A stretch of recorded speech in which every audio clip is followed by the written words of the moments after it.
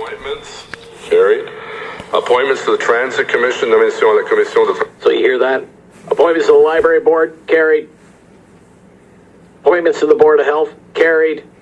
Not one red flag comes up. What about the Transit Commission? The controversial Transit Commission. Appointments to the Transit Commission. Nomination à la Commission de Transport en Commun. Carried. There's a couple of comments on this one. Dissent by Councilors. Well, he wants to ask. Well, it's actually, Do you have a question, or are you dissenting? yeah, it's a question, and I think So, Councilor Menard, you have the floor. Yep, just hold on, thanks. No, go ahead. On this one, I think it's worthwhile reevaluating some of one of the appointments here. It may not be the one you think I'm talking about, but I think there's a significant concern from several councillors about one particular appointment, that this one should go back and be reconsidered. Significant concern. There is significant concern about an appointment to the Transit Commission. What is that concern? So the appointment is Mr. Olsen, and the concern is some of his past, I guess, expression of interest and advocacy on behalf of, significant advocacy on behalf of pro-life groups, and that should be considered something that we look at again. So, Mr. Clerk, is someone's... You see how he describes it? He's a pro-lifer. We don't want him on the Transit Commission. On this one, I think it's worthwhile reevaluating some of one of the appointments here. It may not be the one you think I'm talking about, but I think there's a significant concern from several councillors about one particular appointment, that this one should go back and be reconsidered. So who is it, and what's the concern? So the appointment is Mr. Olsen, and the concern is some of his past, I guess, expression of interest and advocacy on behalf of, significant advocacy on behalf of pro-life groups, and that should be considered something that we look at again. So, Mr. Clerk, is someone's beliefs, religious beliefs, an issue that we can deal with for the Transit Commission? With respect, Mr. Mayor, no, these would be beliefs that I'm of the view that these would be covered by an individual's charter rights to have beliefs of freedom of association, freedom of religion, and freedom of expression, and they're not directly related, as I understand it, to an appointment as a candidate for a citizen representative on our Transit Commission. Yeah. It all starts, appointments to the Board of Health, carried. Library Board, carried. Transit Commission, whoa, I got a problem with this guy.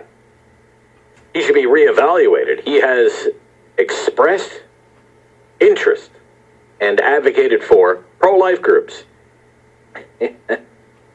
No motion to present, no seconder to a motion, and the mayor says, do you oppose all the names? And the councillor says, no, just this one. Just this one. I only have a problem with this one. And we should send this one back. And then the mayor says to the city solicitor, can we do that? Well, no, I don't recommend you do that. You know, we have this thing called the Charter of Rights and Freedom. It's not the Charter of Suggestions, you know. Pretty fundamental things in there. Eric, good morning, Eric. This whole thing it is abysmal. I think the 7 councillors that got themselves involved in this discussion, even though they have a right to freedom of expression, as does Mr. Olsen, need to publicly apologize to Mr. Olsen. This is absolutely unacceptable on any level. I mean, the frightening part is, I mean, we have 7 people, and you just said who they are, who think that they can just sort of trample over it. I mean, these are fundamental human rights. Absolutely. Right? Guaranteed to every person in this country. Big or small. Big or small. And this is what needs to be debated. 7 councillors, they believe, obviously, they had a round of yeas and nays on it, that certain people should be banned from roles within the city administration based on personal religious beliefs. And before the spin shifts to climate change, this was very clearly a question about one man's views on pro-life or you hear, yeah, I'm sorry, Art, because the spin now is, well, I'm more concerned about his views on climate change. Yet the mayor asks Councilor Menard, what are your issues here? And does he mention climate change? No, he doesn't. He doesn't, at all. right? Yeah, Thank you. Yeah, very good. Yeah, I want to rewind that. What are the particular issues that you have with Mr. Olsen? He never once says climate change. No, go ahead. On this one, I think it's worthwhile reevaluating some of one of the appointments here. It may not be the one you think I'm talking about, but I think there's a significant concern from several councillors about one particular appointment that this one should go back and be reconsidered. So who is it and what's the concern? Climate change. The appointment is Mr. Olsen, and the concern is some of his past, I guess, expression of interest and advocacy on behalf of, significant advocacy on behalf of pro-life groups. Oh, but it's in the media today. It's about climate change. As a member of the Transit Commission, not Based on any skill set he may have involving public transit, the safe and efficient operation and administration of a public transit system, which is the mission of the Transit Commission, but rather because of a deeply held personal view on a divisive social issue. And there's a word for that. It's called tyranny. 1055 on CFRA. We're talking about public transit, the Transit Commission, the pro-life movement, the Charter of Rights and Freedoms, and appointments to the Transit Commission. I would just point out, and I actually went back and watched the council meeting from yesterday because there's a lot of naming and shaming going on this morning about the 7 councillors who voted to revisit the appointment of Michael Olsen to our Transit Commission because of pro-life views. And they are named in the Sun today, on page 5 of the Sun, as being Brockington, Deans, Fleury, Leiper, McKenney, Menard, and Kavanagh, but that is not right. It is not Brockington. It's actually Councillor Cloutier is one of the 7, and Councillor Brockington is not. So that is it's just a boo-boo in the Ottawa Sun today. In the Charter of Rights and Freedoms, it says everyone has the following fundamental freedoms: freedom of conscience and religion, freedom of thought, belief, opinion, and expression, freedom of the press, other media of communication, freedom of peaceful assembly, freedom of association. Why are those in there? So important. So fundamental. They're darn near at the top of the list because those are the fundamental rights that separates free people like Canadians from those who are under the thumb of the tyrants. See, I can believe in global warming. I can also believe it's a big hoax. I can believe in the Big Bang. Or I can believe that God created the universe and everything in it, and he did it all in 6 days, and on the 7th day he took a nap. And I can believe in capital punishment and an eye for an eye, or I can be opposed to capital punishment with every fiber of my being. These freedoms that are in the Charter, they're just not suggestions. They are fundamental. It doesn't say, we suggest that you have freedom of religion. It says, you have freedom of religion. And you can't deny me my fundamental freedoms without making a very compelling case and saying, I don't like your beliefs. I'm sorry to the 7 members of the left wing of the city council. That's not a very compelling case to make. It is very disturbing that 7 members of the elected council of Ottawa would feel that it is A-OK to deny someone an appointment to the Transit Commission based on a constitutionally protected belief.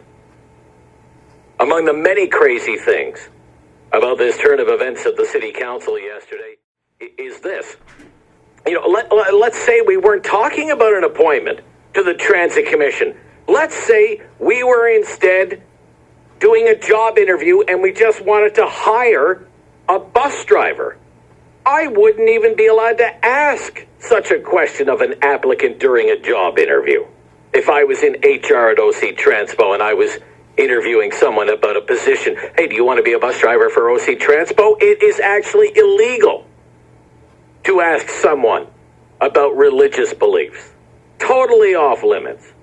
The only question that even comes close to being legitimate to ask is, can you work the weekend? Other than that, it is none of my business, none of your business, not even allowed to ask.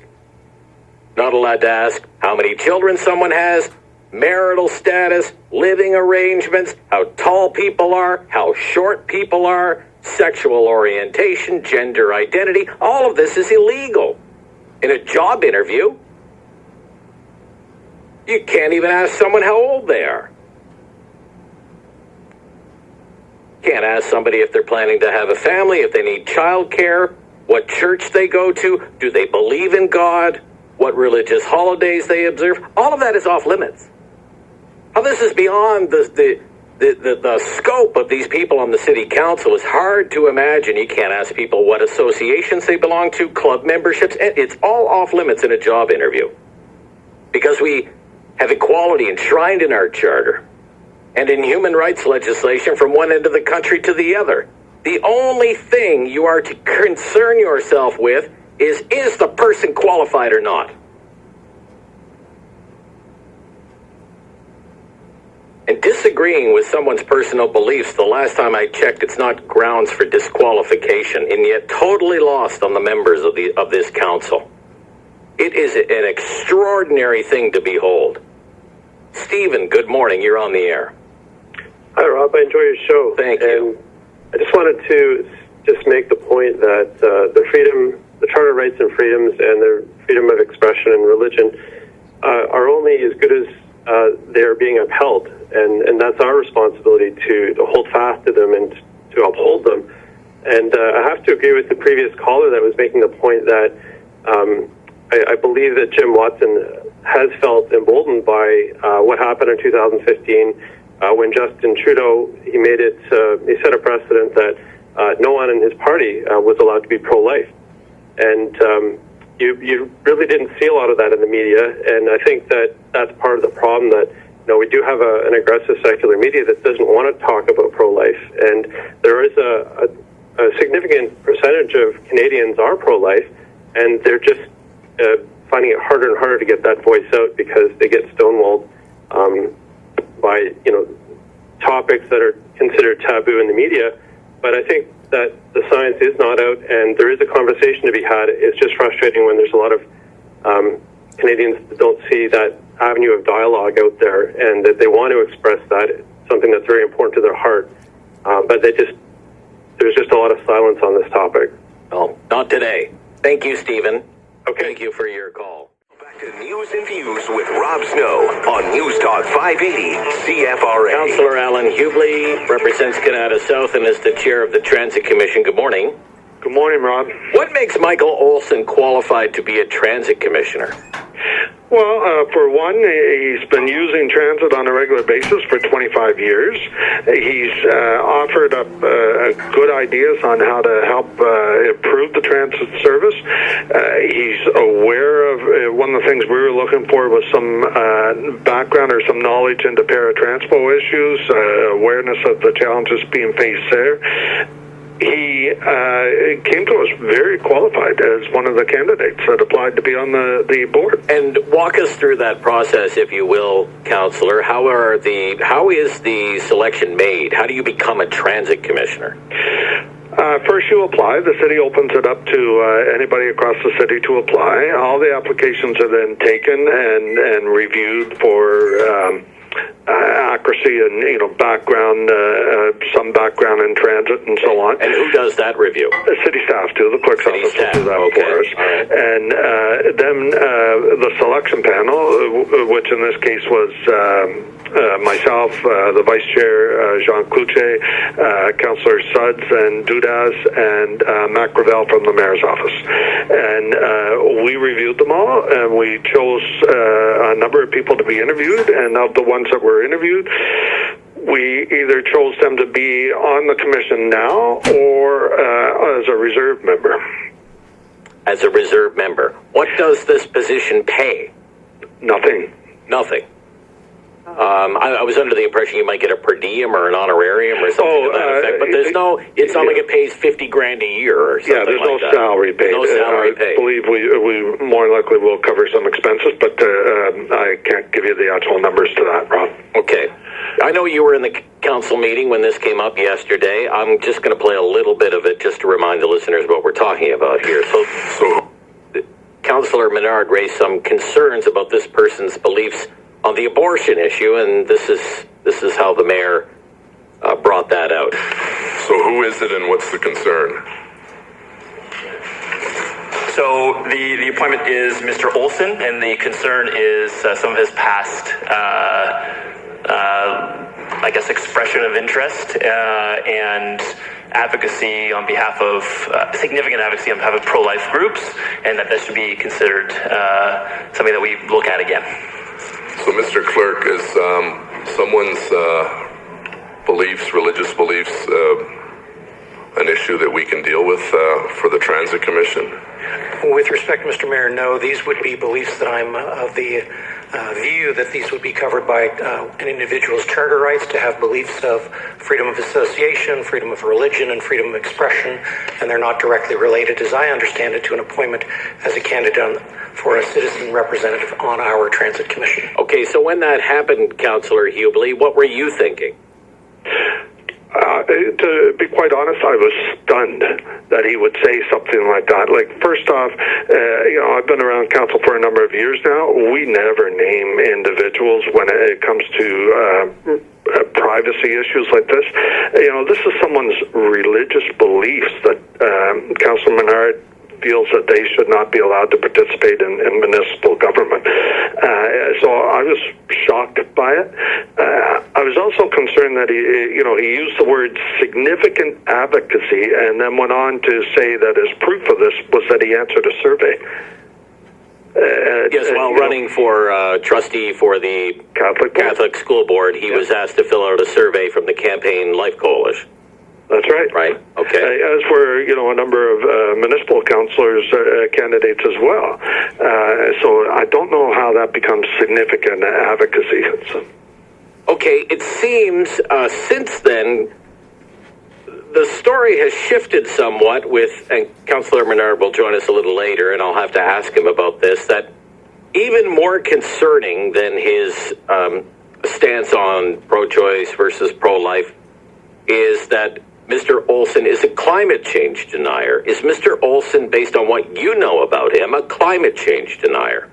Again, what I did is I looked at what evidence Councilor Menard offered up, and it was apparently a complaint against a citizen.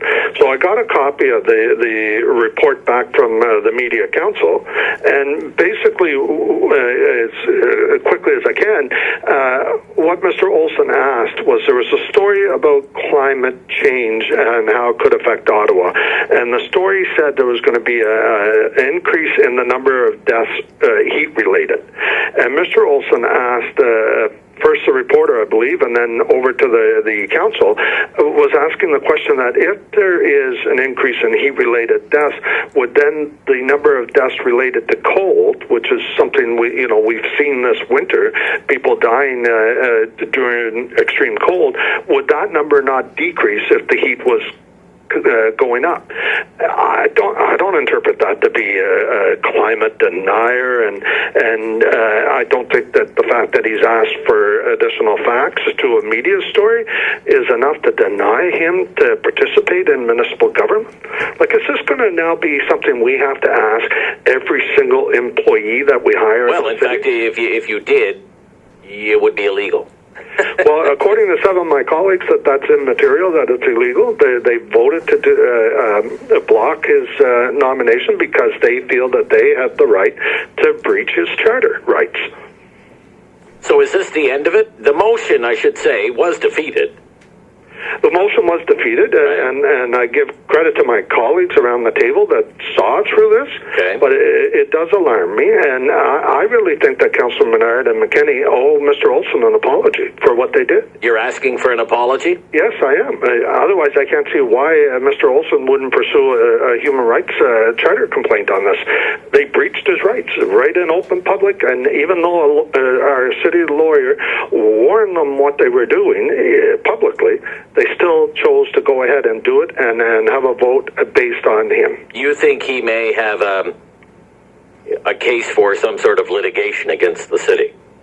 Is that what you're saying? Against these councillors, that's for Against sure. the council. And I think that if I was, that's why I'm saying, I think the best course of action here is for Mr. Menard to apologize for breaching his rights and be very clear that he's not looking for us to start asking everybody that we hire at the city, are they pro-life or pro-choice, and how do they feel about facts on climate change? Do they need all the facts, or are they okay with what they're provided with?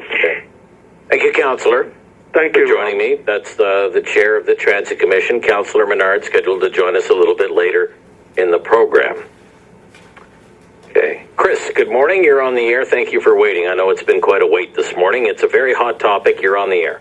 Yes, thank you. So I obviously am commenting on that. I'd like to thank Councillor Hubley for, speaking up and telling the City of Ottawa how terrible this is.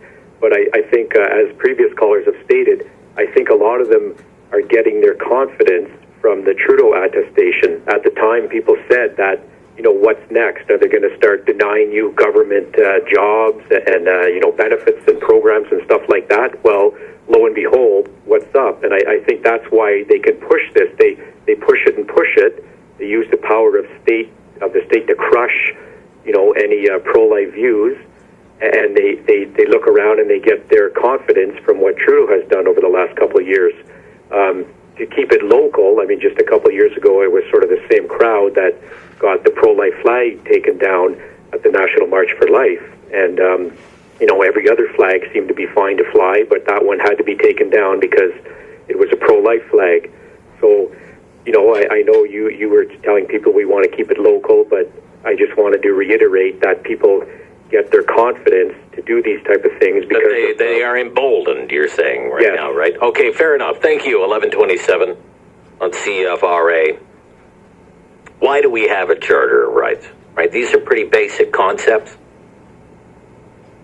They are to protect you from me from you, to protect one person against discrimination from another person. Simple things like making sure someone isn't discriminated against because of their race, or where they came from, or the God they worship, the church they attend, synagogue, mosque, or hey, maybe they don't go to church, don't believe in God at all, and that's fine too.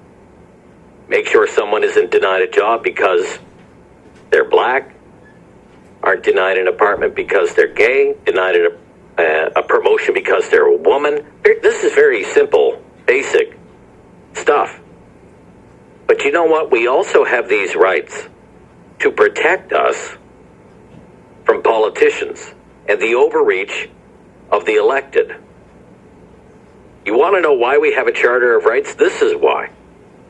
So politicians, like the 7 yesterday, can't just kind of on a whim decide they disagree with my views, or the activities I support, or the groups I belong to, volunteer for, donate money to, the causes I support, the policies I demonstrate against. If you needed any more reason to appreciate your charter, all you need to do is look at what 7 councillors tried to pull off yesterday. CFRA. Michael Olsen is the person at the center of the controversy of the morning. He went through a vetting process to be a member of the Transit Commission. There are 4 citizen members of the Transit Commission, and he's one of them. And Council was supposed to rubber stamp that yesterday, but it turns out Michael Olsen is pro-life. And for some members of around the City Council, that, of course, is a no-no. And the left wing of the council, led by the new councillor for the Glebe, Mr. Menard wanted that appointment reevaluated. What being pro-life has to do with an appointment to the Transit Commission is anyone's guess. Not really the point. But they had a round of yeas and nays on it, and Mr. Olsen's appointment was approved. Now it seems Councilor Menard is backpedaling like a royal swan because he now realizes perhaps the predicament that he has put the City Council in and the litigation he has exposed all of us to. He has since told the CBC, it's not Mr. Olsen's views on the abortion debate that has been causing him such sleepless nights. No, it is his views on climate change. Even though when he was asked by the mayor yesterday, what are your concerns with Mr. Olsen? He didn't mention climate change. Didn't mention climate change. So the appointment is Mr. Olsen, and the concern is some of his past, I guess, expression of interest and what does that even advocacy mean? On behalf of significant advocacy on behalf of pro-life groups. The only thing that Mr. Menard should concern himself with are Mr. Olsen's qualifications to be a member of the Transit Commission. And I find it curious that in both the CBC account and the Post Media account of this story this morning, neither mention Mr. Olsen's rather impressive CV. Recently retired after a distinguished career in the federal public service, during which time he rose to the ranks to reach the level of Director General, which is not the highest of the higher-ups in the federal public service, but you can see the top from there. Why this information would not be included in the news reporting on this, to me, seems relevant to the story, since the story really is competence versus personal beliefs, because the issue at heart is, are we going to have a city that bans otherwise competent people from roles in the city administration based on deeply held constitutionally protected beliefs? And yet the CV of Michael Olsen, Director General Corporate Affairs and Chief Privacy Officer, Immigration, Refugees and Citizenship Canada. 5 years on the job, managing an $8.8 million budget and a staff of 123 people. Now, a lot of you out there, you have federal government experience. Do they give those jobs to just anyone who walks in off the street? Hey, you really sound like a lunatic. Here's a $9 million Government of Canada budget, and you get to manage more than 100 people in the federal government. Sure. The only positions higher in the hierarchy are the assistant deputy ministers, the deputy minister, and the minister. Director General, Fisheries and Oceans Canada Executive Secretariat, managing 43 people and a $4 million budget. Director General, Strategic Review, Fisheries and Oceans Canada. Now, you think with Fisheries and Oceans Canada there might be an environmental component there? Maybe. What do you think? Director General, Corporate Planning, Governance and Risk, Fisheries and Oceans. Director General, Special Operating Agency, Canadian Coast Guard, responding directly to the Deputy Commissioner of the Canadian Coast Guard. Master's degree in Economics from the University of Saskatchewan, Bachelor's degree in Economics at Acadia University. I don't like what you believe. You can't sit on our Transit Commission. Sure, Council, you go and run with that. David, thank you for waiting. Bob in Canada. Good morning, Bob. Yes, good morning. First, Rob, thanks very much for drawing attention to, using your show to draw attention to this travesty on City Council. I think we need to call what's happening really for what it is. It's a case, I think, of out-and-out bigotry and discrimination, and it needs to be fought. I think those 7 councillors who challenged Olsen's appointment on the basis of his personal beliefs, I really think they should be ashamed of themselves to bring this pro-life issue up.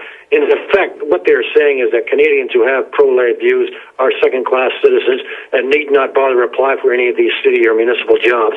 I just think that's a terrible situation that we have in our country if that's allowed. I think the 7 councillors should be holding their heads in shame, and they owe personal apologies, each of them, to Mr. Olsen.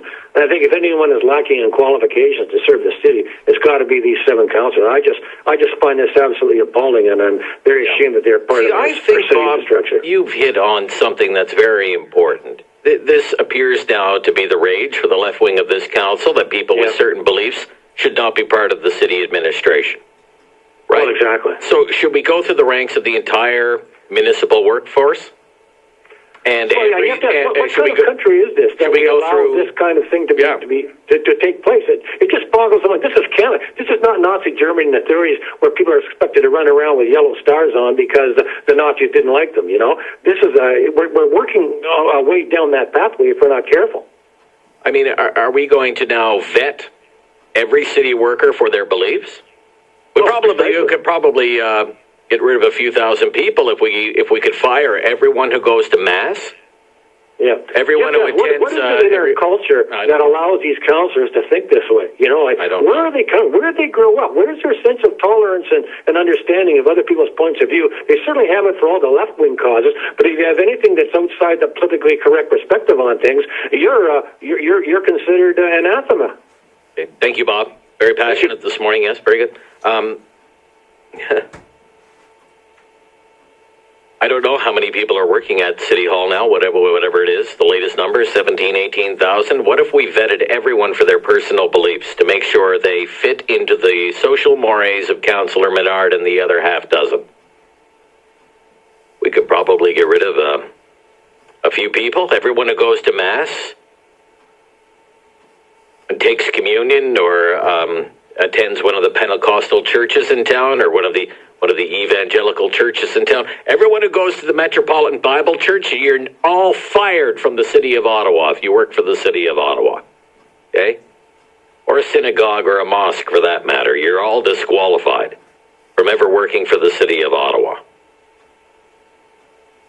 You all have views that run counter to the 7 moral and intellectual superiors that cast their votes yesterday in the Andrew Hayden Hall.